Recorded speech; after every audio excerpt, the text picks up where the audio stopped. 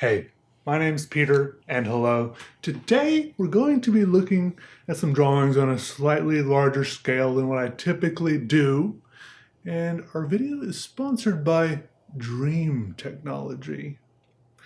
Now, sometimes when I draw like this, I'm usually just sitting here scribbling away with like a big marker, trying to get my feelings out in a big way, and that's what I do. I just go, right? And it turns into something like this. And it looks okay. I like it. It smells good. And it looks cool because it's big and bold and like this. But what I want to do today is maybe make something that looks at least slightly more representational. And by that I mean, of course, a self-portrait, right? It's cool, but sometimes I'm not trying to put this down, but sometimes you do want something for your eyes to latch onto a little bit more. I mean, there is an eye here maybe, but sometimes you want two eyes, a nose, a mouth, ears, a receding hairline, a cleft chin. I don't know if I have a cleft chin, but in here somewhere, this burgeoning beard is a dimple. I drew a flowchart.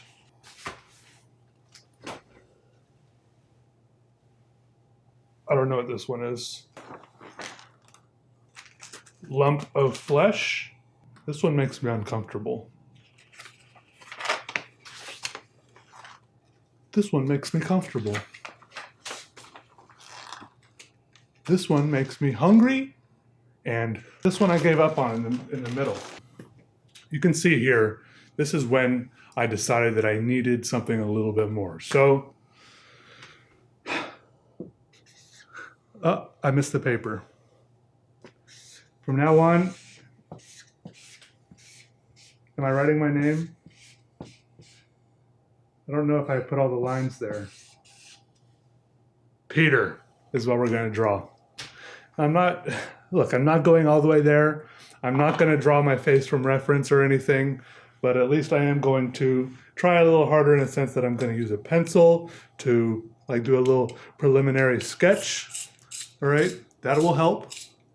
But still, it's going to be for my head what I think, like a head and face, where the eyes go, and what expression will be on my face. And what if, see, this is where I start to get a little bit carried away. What if I give myself two mouths or no mouth? Because as soon as I start giving myself two mouths or no mouth, then I feel like I start going back towards this. I start to get really carried away really quick. So should I make little rules for myself like that? Because if I feel like if I don't, it will quickly not look like an actual self-portrait. Because to be honest, all of these really were self-portraits in some loose definition. Okay, I feel like I should give myself some rules, and those rules I'm going to give myself are the correct number of facial features at least, and at least the correct relation to each other, okay? They can be weird shapes and sizes. I will let myself do that. And my face can be strangely contorted. But I'm not going to Mr. Potato Head myself. Oh, that is sharp. That is SHRP. Oh, no. I made a mess. I know. Dreambot, activate. Come here, boy. But it actually has an app. Now I can spend more time on my art thanks to the Dreambot W10 self-cleaning robot vacuum and mop. It has efficient and convenient LiDAR navigation and customized map operation, plus a huge 6400 milliamp hour battery that supports large-scale cleaning. It's a 2-in-1 vacuum and mop with automatic cleaning and drying for the mop, where it uses hot air, low noise, quick spin drying, and two big separate 4-liter clean water and sewage tanks. Unlike other mopping robots, the Dreambot W10 can vacuum and mop in one step without the troublesome manual exchange between mopping and vacuuming. And the combination of the 19.2 centimeter wide rolling brush that covers more surface in one sweep and the 4,000 pascals of strong suction power to suck and sweep thoroughly ensures that it will get your floors clean as a dream. All right, so yes, today some self-portraits are on the docket. I will do several. They will just be marker on this nice big paper pad I have. And as a special treat at the end, it will be all topped off, capped off with a guest reviewer / critiquer at the end who will look through all of them and see if there's something to be learned about me or my psyche or my personality or some sort of deeper underlying problems or issues, or maybe like hidden superpowers that I might have. If anything can be unearthed through these self-portraits, I want it dug up and unearthed now. Because I really think there is some sort of, we can learn about ourselves through self-portraits. Because we're thinking about ourselves when we draw them. All right, first of all, self-portraits, they were not always a thing. Mostly, I think they started being popular around the time that mirrors started being popular. Coincidence? Probably not.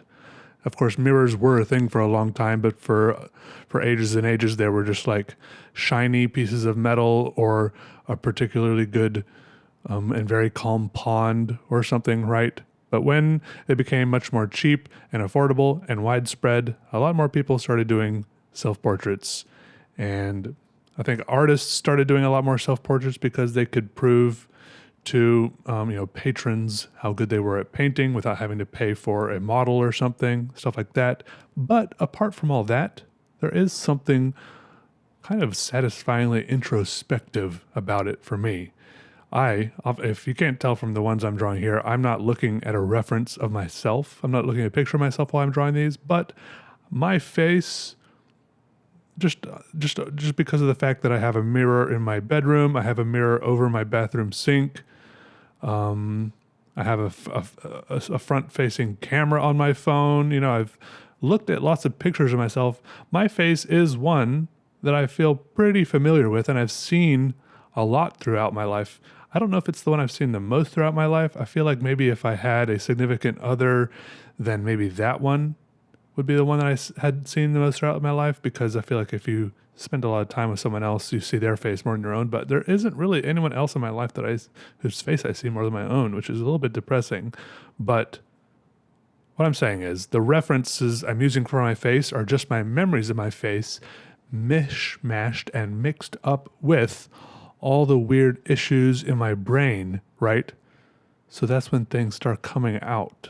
It's like, hey, how do you see yourself without looking in a mirror? How do you portray yourself? Maybe I draw myself and my ears are big. And maybe anything that happens here is just because I'm bad at drawing people. That could be a very solid explanation, okay? Because I think I am bad at drawing people. And if I do, for example, this is just a random example, I don't know if it's true or not, it could be. If I do draw my ears big, it could just be because I'm bad at drawing ears. But what if it's because I'm subconsciously self-conscious about my ears, either because they're too big or too small and I wish they were bigger, or I wish they were smaller, or maybe I have like a thing for ears and I like ears. I have some weird Dumbo complex, right? Like, isn't that like I think that's kind of cool that it could come out through drawings. Most of my drawings are very abstract, and so it's hard to pin more specific things like that onto them. But I don't know, I think there must be something there with self-portraits specifically, because they are about yourself. It's like when people do, what's it called, like that aimless kind of writing where it's just like, hey, grab a journal and just start writing. If you just start writing, I feel like a self-portrait is kind of like that, especially if you're just starting writing. Usually if you just start writing, it's probably about yourself or things you've experienced or stuff that's happening to you in your life. I feel like that's what these kind of self-portraits are, where you're not really using yourself as a concrete reference in the sense that you're not looking at a picture of yourself or yourself in a mirror, just what you think of yourself, what you think you might look like, how you feel about yourself. some things are bound to come to the surface. And I'm not saying there's some insidious or serious things. I'm just saying I'm toying around with it and it might be interesting. Or it might be entirely fruitless and pointless.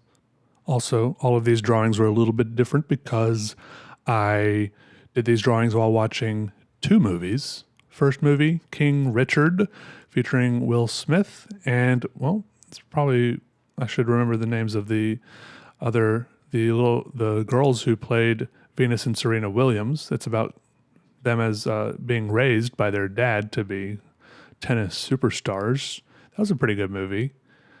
And what was the other movie I watched? Oh yeah, Marshall. It's about Thurgood Marshall, the first was this a Black Supreme Court justice.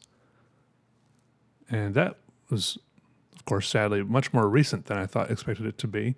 It also had this guy in it. I don't remember his name, but he looked like the guy who plays Guillermo in What We Do in the Shadows, but I don't think it was him. I think it was just a guy who looks a lot like him. Also, I'll say, going back to the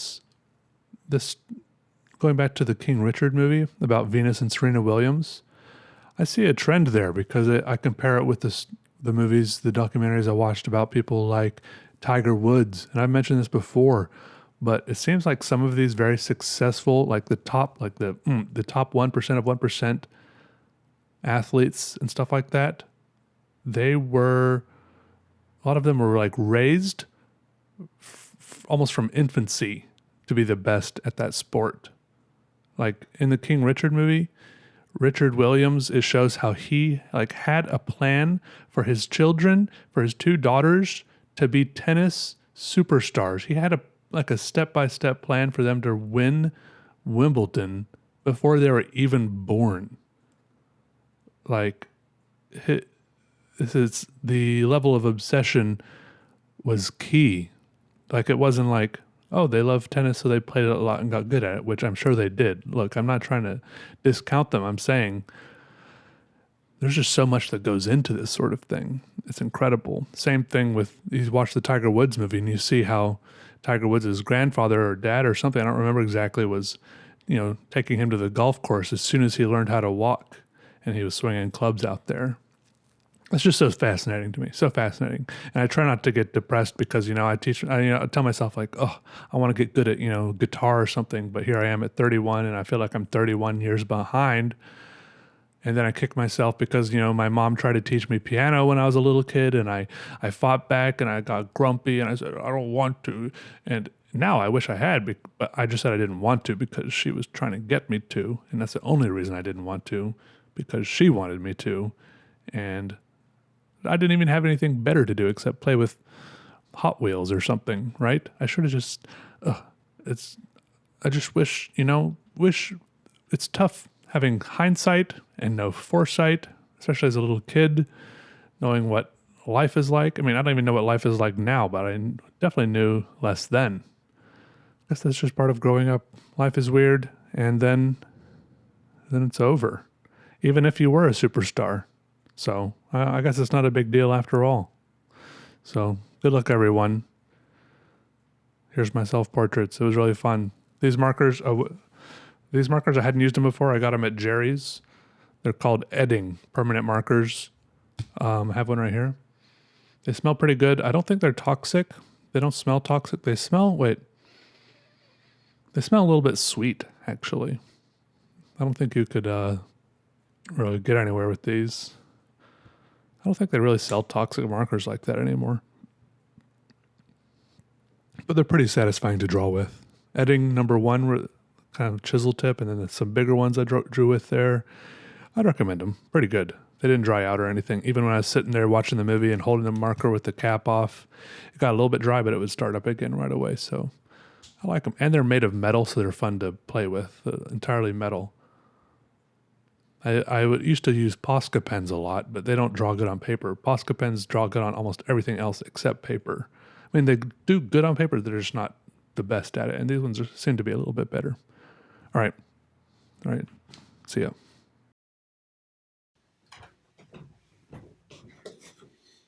Hello. My name is Sword Retep, friend of Peter Draws, and he's brought me in today as a guest reviewer to do a bit of a debriefing and maybe unpacking of what he has created here today. And I dare say there is a bit to unpack, so let's get started. I hope you're all doing okay. This is the first thing he drew, apparently, and it's a little bit worrying, to be honest, because obviously through the self-portrait, we can see a little bit of how the artist, or really anyone, sees themselves. What do we see here? Worrisome stuff. He drew himself, but he spent 99% of his time and effort drawing all the stuff behind him. He is but a shell with one or two cursory lines to show where he is, and there's nothing here except some pencil markings. He sketched some stuff here and went no further than that. And behind him, darkness, the depth of unknownness. Okay, I have met Peter in person, and I know for a fact he does sometimes wear hoodies, so that part is accurate. But as a whole, we see he is slowly going away from realism already here in his second self-portrait that he did today, which is okay. Not all valuable things lie in the realm of realism. We see here his eyes have grown a little bit bigger, almost chibi in style, and he's done a little bit of shading here, which is a little interesting. It almost looks like there's a hole in the front of his face where his mouth should be. He acknowledges his beard is a little bit weird and patchy. That's good. And he acknowledges he has a big head. And it seems like that's a little bit what he's getting caught up on here. And we see the underlying things he's worrying about, overthinking, probably when he falls asleep at night or is trying to fall asleep, those intrusive thoughts, they intrude, he pushes them back, and then they come out in the self-portraits, poor guy. When we look at people's self-portraits, any of us can become psychoanalysts. Maybe not with any sort of credentials, but we can take a swing at it. And here, at least, in contrast to the first portrait he did, he is at least adding some detail to himself. But he really went all the way in the other direction. This is extremely overdrawn, overdone. You can see here he probably ruined a couple markers scribbling into the side of his face so hard. And it looks a little bit realistic, you know, maybe like the proportions are mildly shaped like a normal human face, but it doesn't really look like him. I don't know if he ever wears a tie. I think he just likes the idea of ties. They're too hard in real life, but easy to draw. He's escaping into a fantasy world here in these drawings. Okay, at this point you might be thinking, should we be worried? He's drawing pictures of himself in some sort of kind of naked and afraid. He looks stunned and bewildered. But this is just him getting back in touch with his primal state. If Peter, as he is today, was somehow transported and teleported back in time 10,000 or 20,000 years to some sort of prehistoric locale, this is how he would end up very quickly. He's so reliant on all the little gadgets and whiz-whams that he has around him today, he doesn't even know how to fashion clothes for himself or feed himself, and he would soon end up naked, empty-handed, and suffering. He knows this is how he truly exists in the world without all this stuff. Once again, this one is a little bit, well, it's low effort. It was quick. This probably took only a few hours to do, unlike the other ones, but some sort of strange, bumpy, spiky XOXO halo around him as he falls asleep tucked into a bed of waves. What does it mean? What doesn't it mean is the better question. Where is he pointing? Straight in that direction? Straight through the earth? What is that, South Central Asia? Southwest Asia. This one is interesting because I heard Peter made a claim in which he said he was going to follow a set of rules, which he set out for himself, which he was going to have a certain set of normal features like eyes, ears, nose, mouth, nose, wait, that's it, and put them all in relation to each other, just so there would be self-portrait like portraits, faces, and stuff in these. And this one seems to deviate from that a little bit, doesn't it? Was he getting lazy? Was he getting creative? Was he getting upset, bored, frustrated? Or is this what he truly looks like?